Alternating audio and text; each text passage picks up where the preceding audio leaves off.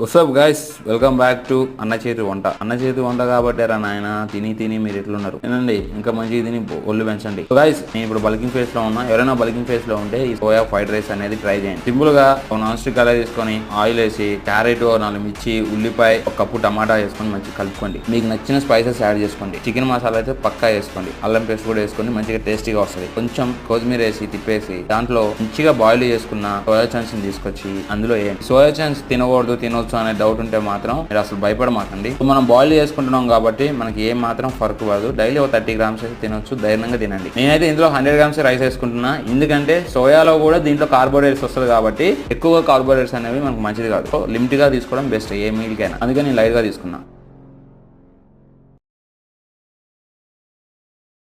Body అయితే full bulk లో ఉన్నా, తిని లావైనా. ఇంకా ఇలాంటి మీల్ రెసిపీలు వస్తూ ఉంటాయి, మీరైతే ఫాలో కొట్టుర్రి. ఫస్ట్ అయితే